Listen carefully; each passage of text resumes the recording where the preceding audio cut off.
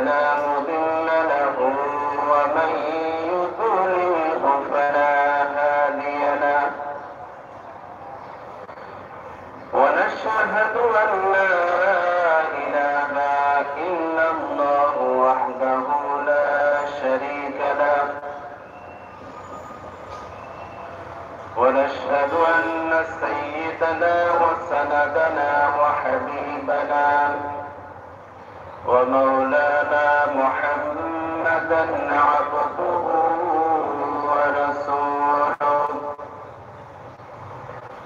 الذي أرسله بالحق بشيرا ونذيرا وداعيا إلى الله بإذنه وسراجا منيرا فقد قال الله تبارك وتعالى في كلامه المجيد وفرقانه الحميد أعوذ بالله من الشيطان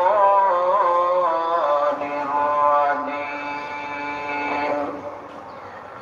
بسم الله الرحمن الرحيم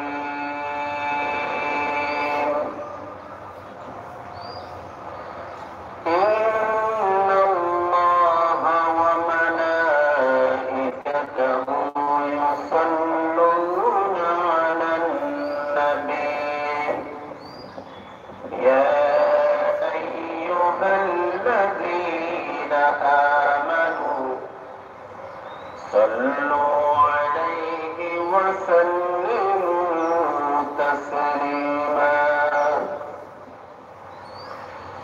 اللهم صل على محمد وعلى آل محمد كما صليت على إبراهيم وعلى آل إبراهيم إنك حميد مجيد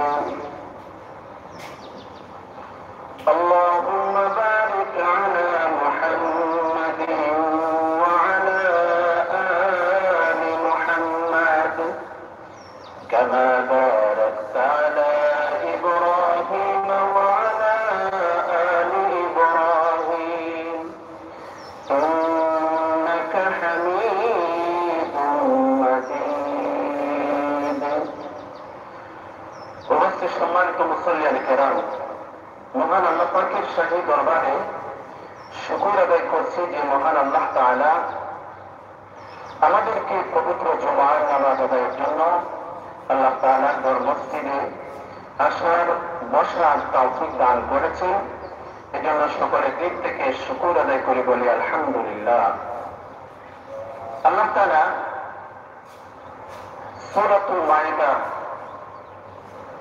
90 নম্বর আয়াতে উল্লেখ করেন يا أيها الذين آمنوا إنما الخمر والميسر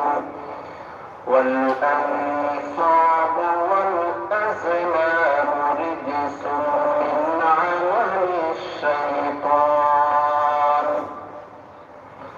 فاجتنبوه لعلكم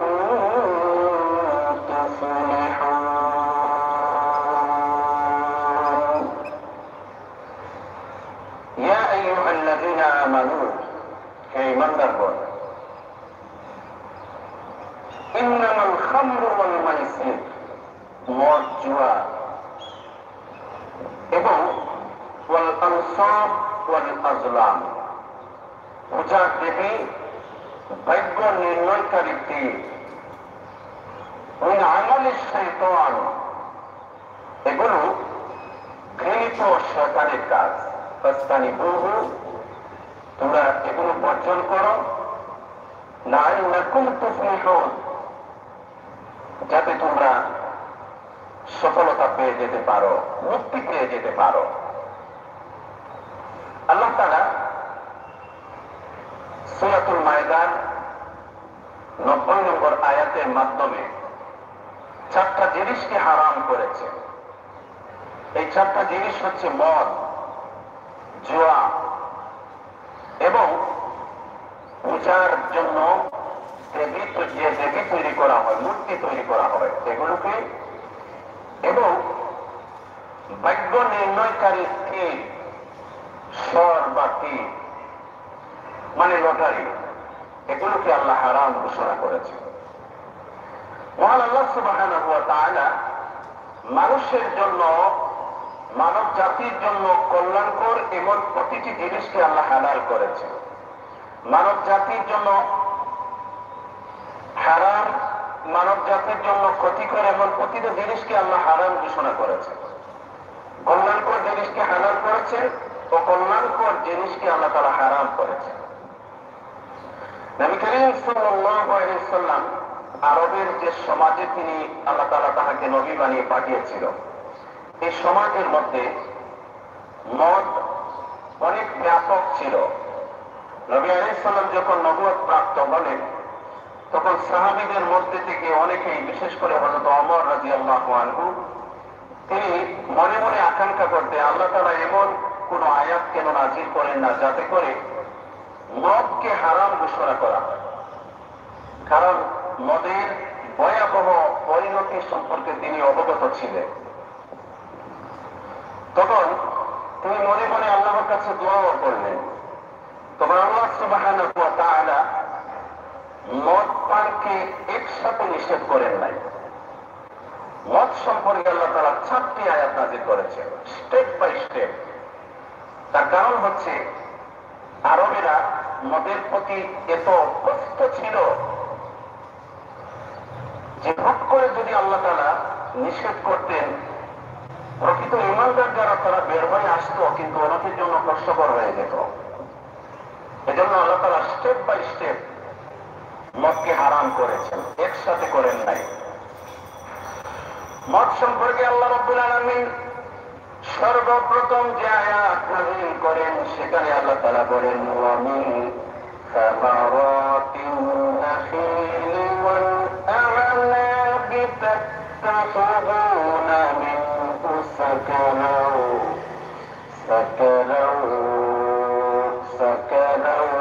ওয়া রিজকান হাসানা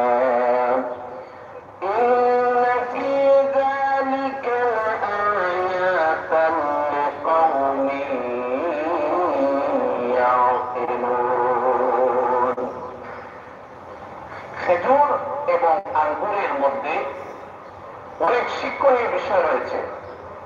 তা দিয়ে তোমরা নেশাকর জিনিস যেমন তৈরি করো, তেমনি তার থেকে অনেক উত্তম রিজিকও তোমরা লাভ করে থাকো। নিঃসন্দেহে ইন্না ফী যালিকা লাআয়াতান লিকাওমিন ইয়াকিলুন, নিশ্চয় এতে জ্ঞানীদের জন্য অনেক নিদর্শন রয়েছে। আল্লাহ তাআলা খেজুর এবং আঙ্গুরের কথা উল্লেখ করেন। আর আরবে প্রধানত খেজুর এবং আঙ্গুর দিয়ে মদ তৈরি করা হতো। আল্লাহ তাআলা বলে, তোমরা খেজুর এবং আঙ্গুর দিয়ে যেমনি নেশাকর জিনিস তৈরি করো, তেমনি তার থেকে অনেক অনেক উৎকৃষ্ট মানের খাবারও তৈরি হয়। কাজেই ইন্না ফী যালিকা লাআয়াতান লিকাওমিন ইয়াকিলুন, এখানে জ্ঞানীদের জন্য নিদর্শন রয়েছে। এই আয়াত হচ্ছে প্রথম আয়াত। এই আয়াত নাযিল হওয়ার পর অনেক সাহাবায়ে কেরাম চিন্তা করলেন, আল্লাহ তাআলা এই খেজুর এবং আঙ্গুরের কথা উল্লেখ করে বলেন তার থেকে উত্তম খাবার তৈরি হয়, আর মদকে বলেছেন অনুত্তম, এবং বলেছেন আমি যে উপদেশ দিলাম, নসিহত করলাম, এখানে জ্ঞানীদের জন্য নিদর্শন রয়েছে। এই আয়াতের পর অনেক সাহাবায়ে কেরাম এইসব জিনিস থেকে বিরত হতে লাগলেন। তারপর হযরত ওমর রাদিয়াল্লাহু আনহু এই আয়াত নাযিলের পর অনেক সাহাবায়ে কেরাম, বিশেষ করে ওমর রাদিয়াল্লাহু আনহু, তিনি দেখলেন এখানে স্পষ্টভাবে আল্লাহ তাআলা কিছু বলেন নাই। সাল্লামকে বললেন, ইয়া রাসূলুল্লাহ, এই মদ সম্পর্কে আল্লাহ তাআলা যদি স্পষ্ট কোনো ঘোষণা দিতেন এবং এটাকে যদি হারাম ঘোষণা করতেন বা আল্লাহ তাআলা স্পষ্ট কোনো ফয়সালা প্রদান করতেন, এর পরিপ্রেক্ষিতে আল্লাহ রাব্বুল আলামিন আয়াত নাযিল করলেন, ইয়াসআলুনাকা আনিল খামরি ওয়াল মাইসির কুল ফীহিমা ইসমুন কাবীরুন ওয়া মানাফি'ু লিন-নাস ওয়া ইসমুহুমা আকবারু মিন নাফ'িহিমা। ওরা আপনার কাছে মদ জুয়া সম্পর্কে প্রশ্ন করে, আপনি বলে দিন যে এই দুটি জিনিসে অনেক বড় পাপ রয়েছে। যদিও মানুষের জন্য কিছু ব্যবসায়ী মুনাফা রয়েছে, তবে এই মুনাফার তুলনায় পাপের মাত্রাটা হচ্ছে বেশি। আল্লাহ তাআলা বলেন, আপনাকে মদ সম্পর্কে, জুয়া সম্পর্কে তারা প্রশ্ন করে, ফীহিমা ইসমুন কাবীর, এতে কিছু ব্যবসায়িক মুনাফা রয়েছে এবং তাতে পাপও রয়েছে, তবে মুনাফার তুলনায় পাপের মাত্রাটা হচ্ছে বেশি। এই আয়াত নাযিলের পর অনেকে মদ থেকে বিরত হয়ে গেলেন। এটা ছিল দ্বিতীয় আয়াত। তারপর তৃতীয় স্টেপে আল্লাহ তাআলা মদ সম্পর্কে যে আয়াত নাযিল করেন, ইয়া আইয়ুহাল্লাযীনা আমানু লা তাকরাবুস সালাতা ওয়া আনতুম সুকারা হাত্তা তা'লামু মা তাকুলুন।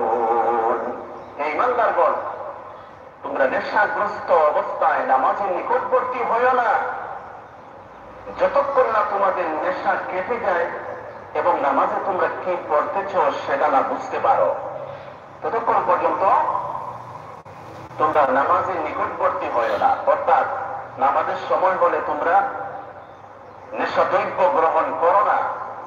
এটা ছিল তৃতীয় আয়াত। ওমর রাদিয়াল্লাহু আনহু বললেন, ইয়া রাসূলুল্লাহ, এখানে তো আল্লাহ পাক স্পষ্ট করে কিছু বলেন নাই,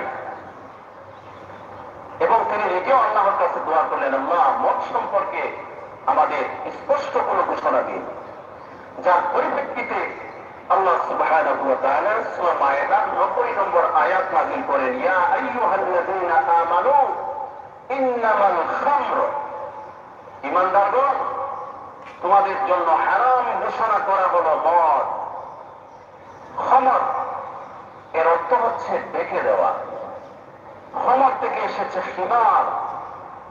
মহিলারা খিমার পরে নিজের দেহকে আবৃত করে রাখে, ডেকে রাখে। খিমার মানে ডেকে রাখা, ডেকে দেওয়া। মদ পান করলে পরে মানুষের আকল, এই নেশাদ্রব্য জিনিস, নেশাদার জিনিস মানুষের আকলকে ডেকে রাখে। এজন্য এটাকে খেমার বলা হয়, খমর বলা হয়। প্রত্যেক নবী করিম সাল্লাল্লাহু আলাইহি সাল্লাম বলেন, কুল্লু মুসকিরিন খামরুন ওয়া কুল্লু মুসকিরিন হারাম। প্রত্যেক নেশাদার দ্রব্যই হচ্ছে মদ, আর প্রত্যেক মদ হচ্ছে হারাম। নবী করিম সাল্লাল্লাহু আলাইহি সাল্লাম বলেন, যখন আমার উম্মতদের মধ্যে তিনটি জিনিস ব্যাপকভাবে বৃদ্ধি পাবে, একটি হচ্ছে প্রকাশ্য মদ্যপান, প্রকাশ্য ব্যভিচার, গান বাজনা বেড়ে যাবে। এই তিনটা অপরাধ যখন উম্মতদের মধ্যে বেড়ে যাবে, একটি হচ্ছে মদ পান বেড়ে যাবে, আরেকটি হচ্ছে গান বাজনা ইত্যাদি বেড়ে যাবে, আরেকটি হচ্ছে ব্যভিচার বেড়ে যাবে। এই তিনটি পাপ যখন ব্যাপক হয়ে যাবে, তখন উম্মতদের উপর তিনটি গজব আসবে। একটি হচ্ছে ভূমি ধসে যাওয়া, আরেকটি হচ্ছে আকাশ থেকে পাথর বর্ষণ হওয়া, আরেকটি হচ্ছে আকৃতি বিকৃত হওয়া। তিনটা অপরাধ যখন বেড়ে যাবে, তখন উম্মতদের উপরে তিনটি গজব আসবে। বর্তমানে মদ পান অনেক বেড়ে গেছে। মুসলমানরা আল্লাহ সুবহানাহু ওয়া তাআলা যেখানে হারাম ঘোষণা করেছেন সেখানে অনেক মুসলমানের ছেলেমেয়েরা এইসব নেশাদ্রব্যের মধ্যে জড়িয়ে যাচ্ছে। এই নেশার কারণে বহু পরিবারের সুখ শান্তি বিনষ্ট হয়ে যাচ্ছে, অনেক ছেলেমেয়েরা ধ্বংস হয়ে যাচ্ছে, অনেক স্বামীরা নেশা করে তাদের পরিবার পরিজন, তাদের স্ত্রী সন্তানেরা সব পেরেশান হয়ে গেছে, পরিবারের শান্তি বিনষ্ট হয়ে গেছে। পরিবারটায় এক একটি শান্তির পরিবার যেন এক একটা নরকে পরিণত হয়ে গেছে। এই নেশা, একজন মানুষ প্রথম থেকে নেশাখোর হয়ে যায় না। সে বিভিন্ন অবস্থার পরিপ্রেক্ষিতে হয়তো বা বন্ধু বান্ধবের পাল্লায় পড়ে অনেকে নষ্ট হয়। অনেক যুবক ছেলেমেয়েরা খারাপ বন্ধু বান্ধবদের পাল্লায় পড়ে নষ্ট হয়।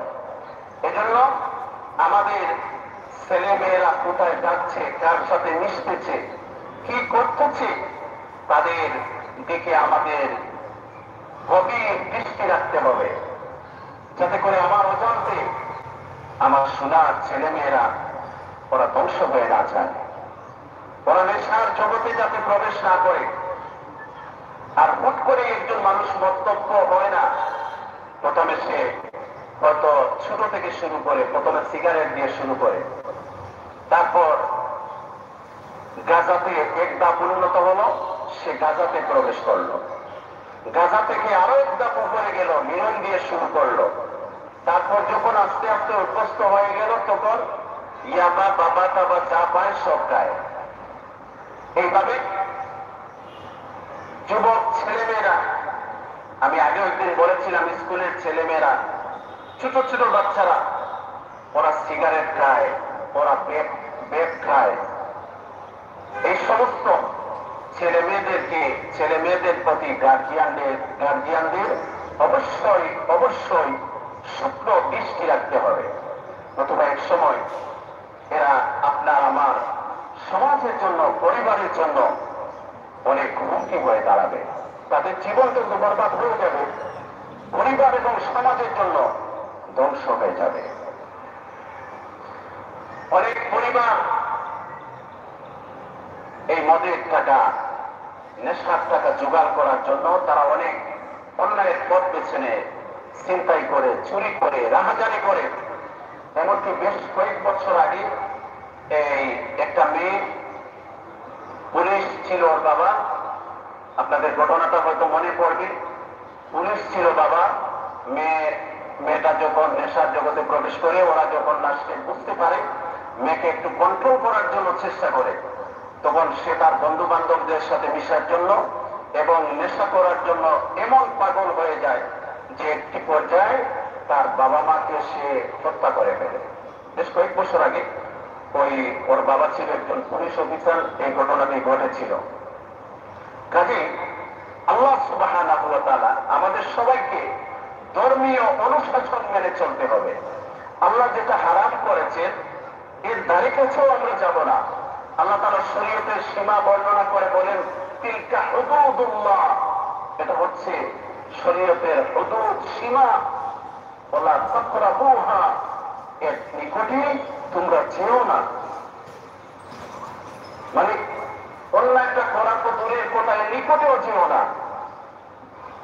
কাজে আল্লাহ সুবহানাহু ওয়া তাআলা, আর এই পাপ তো আছে, মদ এটাতে পাপ তো আছে, সর্বোপরি এটা মানব দেহের স্বাস্থ্যের জন্য অনেক ক্ষতিকর।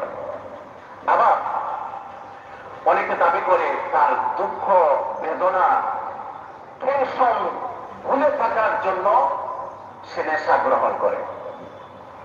কি চমৎকার যুক্তি!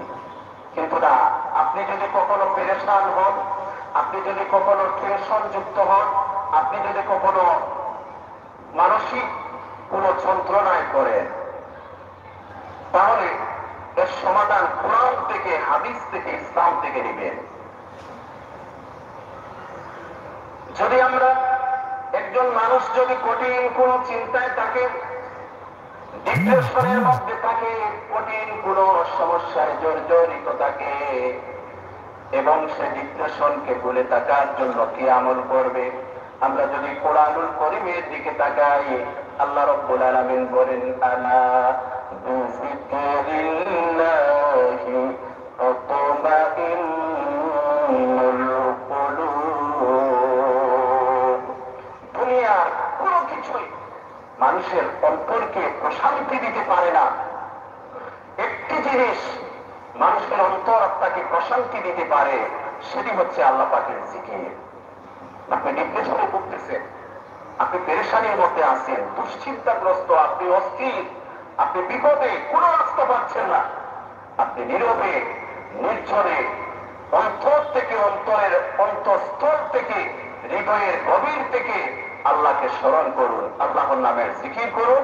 দেখবেন আল্লাহ আপনার অন্তরে শান্তি দিয়ে দিবে এবং আপনার যে সমস্যা সেটা থেকে পরিত্রাণেরও আল্লাহ তাআলা কোন না কোন রাস্তা বাহির করে দেবেন। মুসা আলাইহিস সালাম বনী ইসরাঈলদেরকে নিয়ে লোহিত সাগর পাড়ে গিয়ে উপস্থিত হলেন। পিছনে ফেরাউন বাহিনী, সামনে লোহিত সাগর। যদি অপেক্ষা করেন, ফেরাউন বাহিনীর হাতে ধ্বংস হওয়া ছাড়া কোনো রাস্তা নেই। আর যদি সাগরে ঝাঁপ দেন, সাগরে পড়ে ডুবে মরা ছাড়া কোনো রাস্তা নেই। এই কঠিন মুহূর্তে বনী ইসরাঈলের লোকেরা মুসা আলাইহিস সালামকে বলল, আল্লাহর নবী, এখন তো পিছনেও ফিরে যাওয়ার আমাদের কোনো পথ নেই, সামনে নদীতে সাগরে চাপ দিয়ে মরা ছাড়া কোনো উপায় নেই, এই অবস্থায় আমরা কি করতে পারি? নবী মুসা আলাইহিস সালাম বনী ইসরাঈলদেরকে বললেন, তোমরা আল্লাহর উপর বিশ্বাস রাখো, ভরসা রাখো, আমার আল্লাহ আমাদের বাঁচার জন্য কোনো না কোনো রাস্তা বাহির করে দিবেন। তখনই আল্লাহ আদেশ করলেন, হে মুসা, তোমার হাতের লাঠি দ্বারা তুমি পানিতে আঘাত করো। মুসা আলাইহিস সালাম লাঠি দ্বারা পানিতে আঘাত করলেন। বনী ইসরাঈলের 12টি গোত্র ছিল, 12টি গোত্রের জন্য আল্লাহ 12টি রাস্তা সমুদ্রের মধ্যখান দিয়ে করে দিলেন। সুবহানাল্লাহ। এইভাবে আমরা যখন কঠিন কোন মুসিবতে পড়ব, আল্লাহ তাআলা আমাদের বাঁচার, যদি আমরা আল্লাহর উপর ভরসা করি, আল্লাহ তাআলা বাঁচার জন্য আমাদের রাস্তা বাহির করে দিবেন। এজন্য এটাকে, দুঃখকে ভুলে থাকার জন্য, টেনশনকে দূরে রাখার জন্য কখনো মদ পান করতে হবে, এটা তো কোনো যুক্তিযুক্ত কথা নয়। আল্লাহ তাআলা মদ হারাম করেছেন, ইন্নামাল খামর, আল্লাহ তাআলা মদ হারাম করেছেন, ওয়াল মাইসির, এবং আল্লাহ তাআলা জুয়া হারাম করেছেন। সব ধরনের জুয়া আল্লাহ তাআলা হারাম করেছেন। বিশেষ করে বর্তমান যুব সমাজ অনলাইন জুয়ার মধ্যে জড়িয়ে পড়তেছে। একে তো অনলাইন জুয়ার মধ্যে জড়িয়ে পড়ে নিজের সর্বস্ব হারাচ্ছে, অপরদিকে পরকাল ধ্বংস করতেছে, অনেক বড় পাপ করতেছে। কাজে সব ধরনের জুয়া, বিশেষ করে হাতে হাতে স্মার্টফোন, অনলাইন জুয়া, এই সব থেকে, তারপর এই বেশ কয়েক বছর থেকে মাঝে মাঝে এটা খবরের শিরোনাম হয়, ভারতীয় তীর খেলা নাকি কি একটা খেলা, ওইটা সম্ভবত অনলাইন নাকি অফলাইন তাও জানি না, কিন্তু তীর খেলা নামে একটা খেলা আছে। গ্রাম অঞ্চলে এটা খুব চলে এবং লোকেরা অনেক বেশি এর উপর অভ্যস্ত। এই সমস্ত যত ধরনের খেলা আছে, জুয়া আছে, সবগুলোকে আল্লাহ তাআলা হারাম করেছেন। সব ধরনের জুয়া থেকে আমরা বিরত থাকবো। আল্লাহ তাআলা ঈমানদারদের ডাক দিয়ে বলেন, তোমাদের জন্য মদ হারাম করা হলো, মদকে হারাম করা হলো, তোমরা এর ধারে কাছেও যেও না, সেটা স্পর্শ করো না। জুয়া হারাম করা হলো, এর ধারে কাছেও যেও না। তারপর আল্লাহ তাআলা বলেন, পূজার দেবী ওয়াল আনসাব, যে সমস্ত জিনিসকে পূজা করা হয়, নবী আলাইহিস সালাম বলেন, এবং যারা পূজা করে সবাই জাহান্নামী। যাকে পূজা করা হয় ওই জিনিসটাও জাহান্নামী, যারা পূজা করে তারাও জাহান্নামী।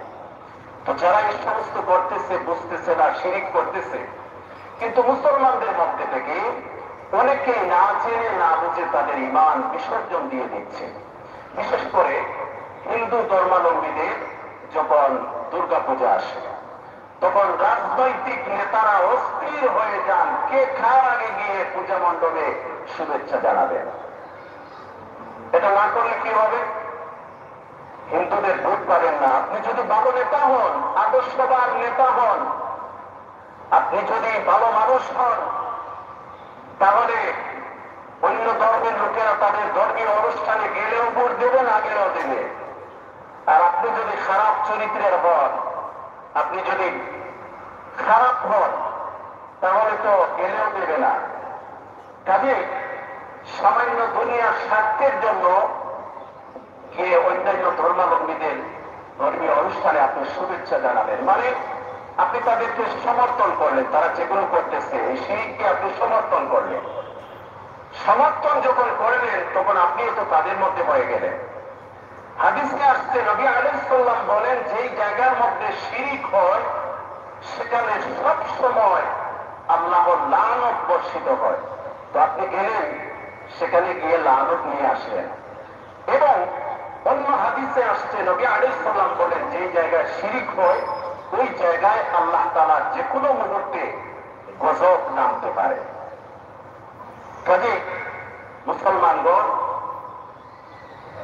তারা তাদের ধর্মীয় অনুষ্ঠান পালন করতেছে, আপনি হঠাৎ করে গেলেন, ধর্মীয় অনুষ্ঠানে একটা ব্যাঘাত সৃষ্টি হলো। কাজে এই সমস্ত মন মানসিকতা পরিত্যাগ করতে হবে। হ্যাঁ, আপনি যদি অন্যান্য ধর্মের মানুষের জন্য কিছু করতে চান, অন্যভাবে করুন। তাদের বাড়ি বাড়ি যান, খোঁজখবর নেন, কেউ বিপদে পড়লে তাকে সাহায্য করেন, কারো বিয়ে শাদী লাগলে আপনি তাদেরকে সহযোগিতা করেন, কেউ গরিব থাকলে তাকে সাহায্য করেন, কেউ কোনো মুসিবতে পড়লে তাকে সাহায্য করেন, খোঁজখবর নেন। এই অন্যান্য ধর্মের লোকেরা যদি আপনার প্রতিবেশী হয়, তাহলে প্রতিবেশী হিসাবে হক আছে আপনার উপর, আপনি তাদের খোঁজখবর নিতে পারেন। কিন্তু ধর্মীয় অনুষ্ঠানে যাবেন, সেখানে গিয়ে শুভেচ্ছা জানাবেন আর আপনার ইমানের 12টা বাজাবেন, এটা তো ঠিক নয়। কাজেই এই সমস্ত বিষয় থেকে আমাদের ইমানকে হেফাজত করতে হবে। আল্লাহ তাআলা আমাদের সবাইকে বুঝার তৌফিক দান করুন। তারপর ওয়াল আজলাম, আল্লাহ তাআলা বলেন সব ধরনের লটারি আল্লাহ তাআলা নিষিদ্ধ ঘোষণা করেছেন। সব ধরনের লটারি, সব ধরনের যত ধরনের লটারি হতে পারে, সব ধরনের লটারিতে অংশগ্রহণ করা এবং লটারি জিতা, লটারির টাকা, এগুলো হারাম। এই সমস্ত জিনিস থেকে দূরে থাকতে হবে।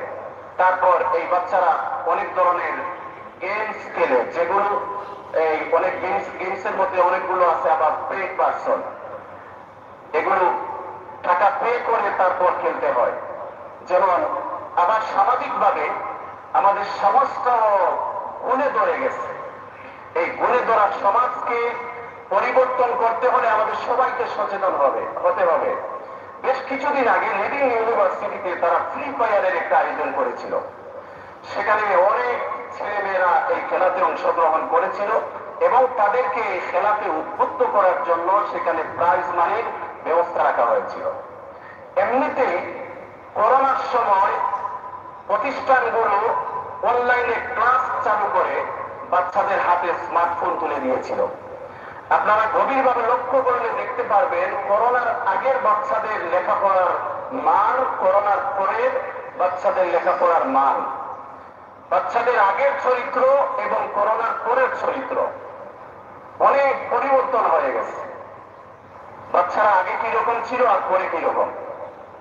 তারপর এই যে গেমস টেম, এগুলোতে বাচ্চারা সব সময় ডুবে থাকে, নামাজ, তেলাওয়াত, তারপর প্রতিষ্ঠানের যে সমস্ত লেখাপড়া, সিলেবাস, পরীক্ষার এক্সামের লেখাপড়া, প্রস্তুতি, কিছুর ধারে ধারেও তারা নেই।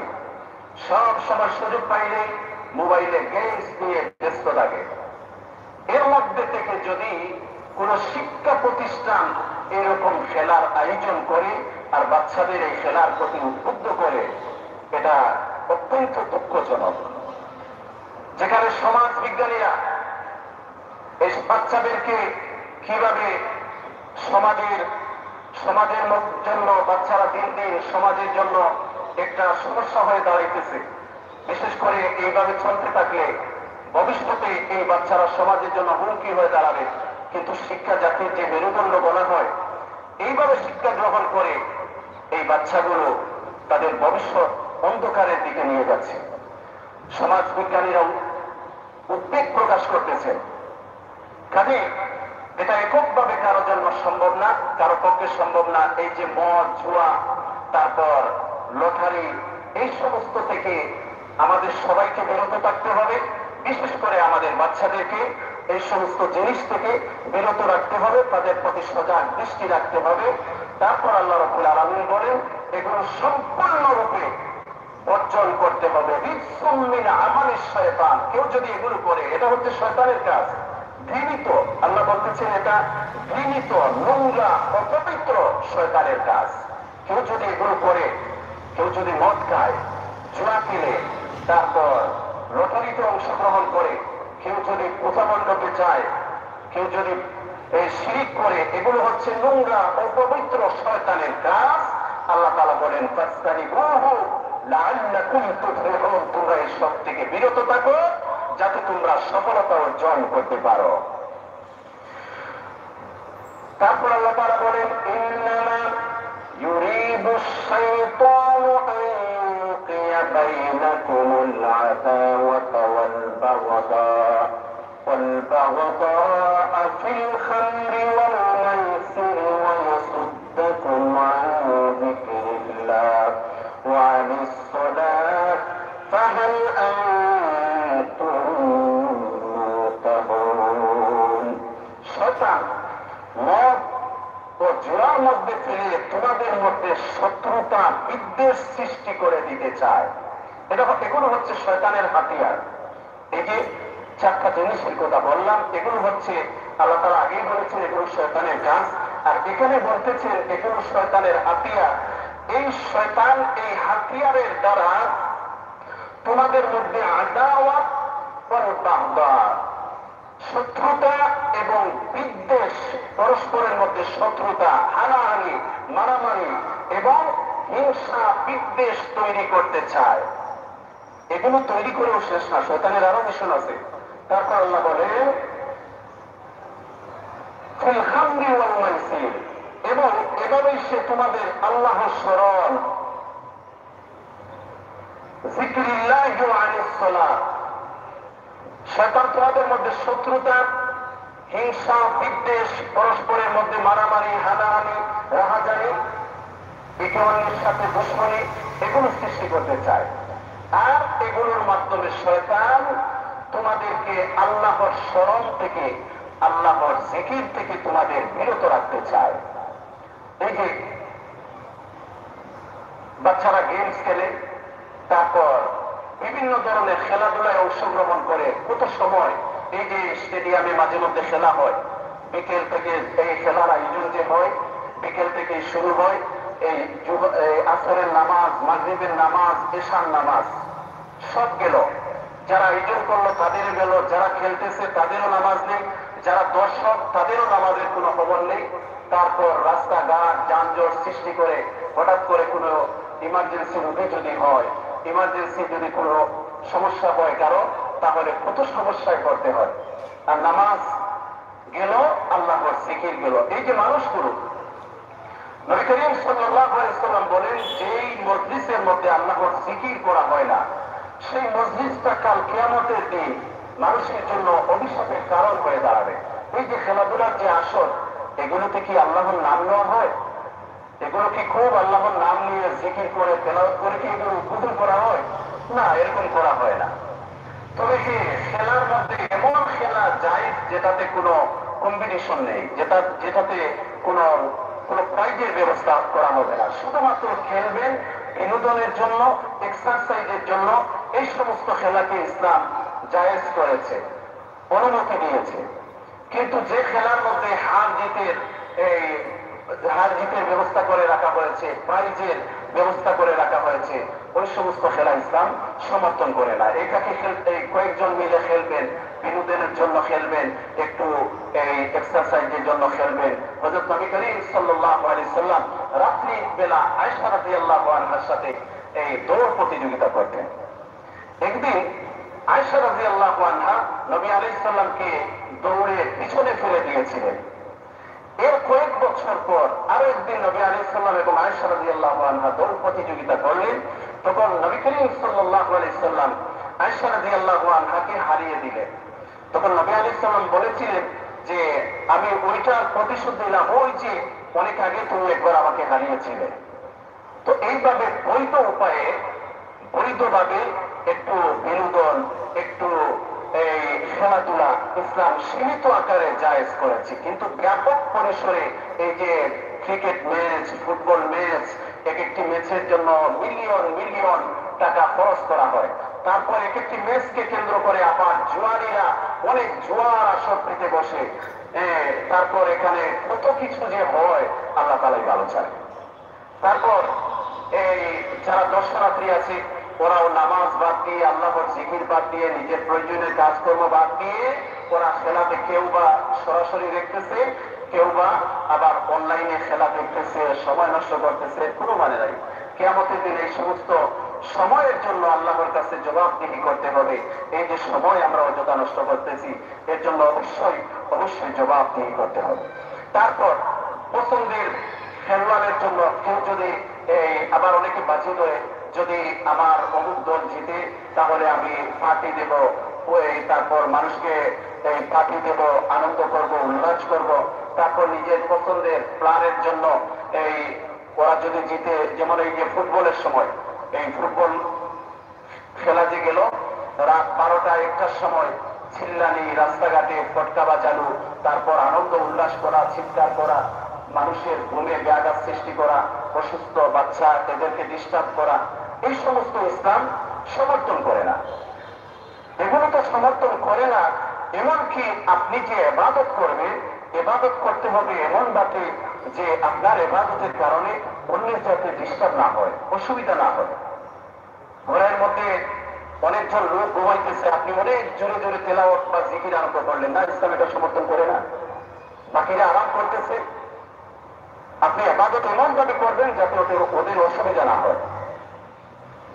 এজন্য ইসলাম খুব সুন্দর। ইসলাম কোনো কিছু, কোনো ধরনের বাড়াবাড়িকে সমর্থন করে না, পছন্দ করে না। তারপর আল্লাহ সুবহানাহু ওয়া তাআলা বলেন, এই সমস্ত অন্যায় থেকে, পাপাচার থেকে তখনই ফিরে আসা সম্ভব। আল্লাহ তাআলা বলতেছে, ওয়া আতিউল্লাহ ওয়া আতিউর রাসূল, তোমরা আল্লাহর আনুগত্য করো এবং রাসূলের আনুগত্য করো। একজন মানুষ যখন আল্লাহ এবং তার রাসূলের আনুগত্যশীল হয়ে যাবে, তখন তার দ্বারা এই সমস্ত অন্যায় অবিচার কখনোই সংগঠিত হবে না। তারপর আল্লাহ রাব্বুল আলামিন বলেন, সতর্কতা করা, তোমরা যদি মুখ ফিরিয়ে নাও, ফাইন তাওয়াল্লাইতুম ফা'লামু আন্নামা আলা রাসূলিনাল বালাগুল মুবিন, তাহলে জেনে রাখো যে আমার রাসূলের দায়িত্ব হচ্ছে সুস্পষ্টভাবে পৌঁছিয়ে দেওয়া। আল্লাহ তাআলা বলেন, আল্লাহ এবং তার রাসূলের আনুগত্য তোমরা করো, আর যদি আল্লাহ এবং রাসূলের আনুগত্য থেকে তোমরা মুখ ফিরিয়ে নাও, আল্লাহ তাআলা যেগুলো হারাম ঘোষণা করেছেন এগুলো থেকে বেঁচে না থাকো, তাহলে জেনে রাখো রাসূলের দায়িত্ব হচ্ছে পৌঁছিয়ে দেওয়া। রাসূল এগুলো আমাদেরকে বলেছেন, যেমন আল্লাহ তাআলা এগুলো যে হারাম করেছেন আমরা জানলাম কিভাবে? রাসূলের মাধ্যমে। রাসূল আমাদের কাছে পৌঁছিয়ে দিয়েছে, আমরা জেনেছি। এখন মানা না মানা এটা হচ্ছে আমাদের ইচ্ছা। আমরা যদি মানি তাহলে সফলতা অর্জন করতে পারবো। আল্লাহ তাআলা বলেন, যেমন লাআল্লাকুম তুফলিহুন, এগুলো থেকে তোমরা বিরত থাকো তাহলে তোমরা সফলতা অর্জন করতে পারবে। আর এখানে আল্লাহ তাআলা বলতেছেন যে রাসূলের দায়িত্ব হচ্ছে পৌঁছিয়ে দেওয়া। তোমরা শুনছো, বুঝেছো, এখন মানো। যদি মানো তাহলে তোমরা সফলতা অর্জন করতে পারবে, তোমরা পুরস্কৃত হবে, আল্লাহ তাআলার সন্তুষ্টি পাবে, জান্নাত পাবে। আর যদি না মানো, রাসূলের কথা থেকে মুখ ফিরিয়ে নাও, এগুলো থেকে যদি বিরত না থাকো, তাহলে তোমাদের জন্য কঠিন থেকে কঠিনতর আযাব, শাস্তির বন্দোবস্ত আল্লাহ করে রেখেছেন। আল্লাহ তাআলা আমাদের সবাইকে বোঝার এবং এই সমস্ত জিনিসের উপর আমল করার তৌফিক দান করুন। আমিন। ওয়া আখিরু দাওয়ানা আনিল হামদুলিল্লাহি রাব্বিল আলামিন। আল্লাহুম্মা আমিন। ربنا ظلمنا انفسنا وان لم تغفر لنا وترحمنا لنكونن من الخاسرين. ربنا هب لنا من ازواجنا وذرياتنا قرة اعين واجعلنا للمتقين اماما. اي الله تعالى আমরা গুনাহগার, আল্লাহ শয়তানের ধোঁকায় পড়ে আয় আল্লাহ নিজের নফসের উপর জুলুম করে ফেলেছি। আল্লাহ তুমি বলেছো না তাকনাতু মির রাহমাতিল্লাহ। আল্লাহ তোমার এই আশার বাণী শুনে বুক ভরা আশা নিয়ে আল্লাহ তুমি মাওলার দরবারে দুইখানা হাত তুলেছি আশাভীর বেশি। আল্লাহ আমাদের সমস্ত জিন্দেগির গুনাহ খাতাগুলো মাফ করবা। আল্লাহ আপনি গফফার, আল্লাহ আপনি গফুর। আল্লাহ আমাদেরকে মাফ ফরমাও। আল্লাহ আমাদেরকে তোমার মকবুল গোলামি নসিব ফরমাও। আল্লাহ আমাদেরকে হেদায়েত নসিব ফরমাও। আল্লাহ আমাদের আহলিয়াল পরিবার পরিজন সবাইকে হেদায়েত দান করবা। রব্বুল আলামিন আয় আল্লাহ মদ জুয়া, আয় আল্লাহ লটারি এবং যত ধরনের অন্যায় কাজ আছে এই সব থেকে আমাদেরকে হেফাজতে তাকে আল্লাহ তুমি বিরত থাকার তৌফিক দান করো। আয় আল্লাহ যারা এই সমস্ত জিনিসের মধ্যে জড়িয়ে আছে আল্লাহ তাদেরকে হেদায়েত দান করবা। রব্বুল আলামিন এই সমাজকে, এই দেশকে, পুরা দুনিয়ার মধ্যে আল্লাহ তুমি দিনের হাওয়াকে আম ফরমাও। আয় আল্লাহ সমাজ থেকে সব ধরনের অন্যায় অবিচার বেবিচার তুমি দূর করে দাও। রব্বুল আলামিন আয় আল্লাহ আমাদেরকে পরিপূর্ণ ঈমানদার, পরিপূর্ণ মুত্তাকী হওয়ার তৌফিক দান ফরমাও। রব্বুল আলামিন আয় আল্লাহ যেভাবে তোমার বন্দেগী করলে তুমি মাওলা রাজি আর খুশ হও, আল্লাহ ওইভাবে আমাদেরকে তোমার মকবুল গোলামির তৌফিক দান ফরমাও। আল্লাহ আমাদের সমস্ত মুর্দিগানদের মাফ ফরমাও, বিশেষ করে আমাদের কবরবাসী মা বাবাকে মাফ ফরমাও। तमाम পৃথিবীর মাটির নিচে তোমার যত মুমিন মুমিনাত বান্দা বান্দী শুয়ে আছেন আল্লাহ তামামের কবরগুলো জান্নাতের বাগান বানিয়ে দাও। আল্লাহ আমাদের বিমারীদেরকে তোমার দারু শিফা থেকে শিফা এনায়েত ফরমাও। আয় আল্লাহ আমাদেরকে তুমি সুস্থতা জিন্দেগি নসিব ফরমাও। আল্লাহ আমাদের হায়াত আমল এবং রিজিকের মধ্যে তুমি খয়রে বরকত দান ফরমাও। আল্লাহ আমাদের সমস্ত অশান্তি আর পেরেশানিকে দূর ফরমাও। আয় আল্লাহ আমাদেরকে সব ধরনের আসমানি জমিনে বলা মুসিবত থেকে হেফাজত ফরমাও।